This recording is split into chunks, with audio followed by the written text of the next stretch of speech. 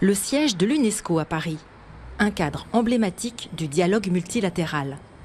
Des experts de haut niveau et des décideurs, issus des mondes scientifiques, institutionnels et politiques, s'y sont retrouvés pour échanger sur les grands enjeux de la santé cérébrale.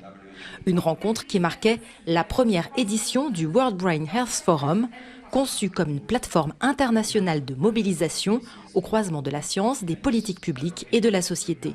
Il y a un enjeu double en fait dans le World Brain Health Forum qui est à la fois d'adresser le problème de nos sociétés vieillissantes qui sont soumises à une grosse contrainte avec les maladies neurodégénératives, mais aussi le problème de la santé mentale. Donc c'est neurologie et psychiatrie.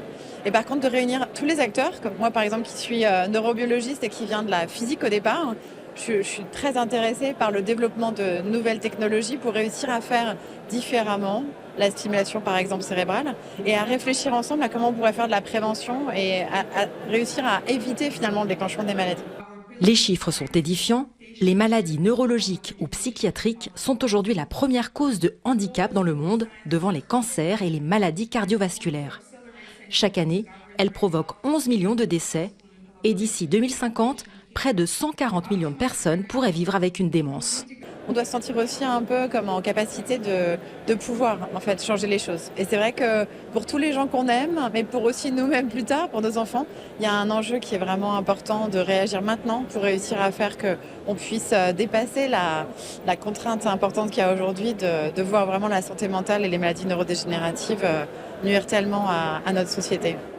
L'événement était inauguré par Khaled El-Enani, le directeur général de l'UNESCO, Ban Ki-moon, ancien secrétaire général des Nations Unies, et Tedros Adhanom Ghebreyesus, directeur général de l'Organisation mondiale de la santé, en visioconférence.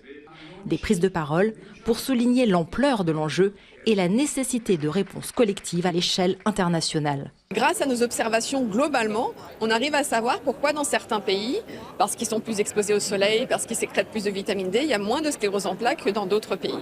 Et d'où cette approche globale qui est absolument essentielle et le fait que des gens à travers le monde sont prêts à se mobiliser, non seulement auprès de notre gouvernement, de nos gouvernements respectifs, mais aussi auprès du public généralement.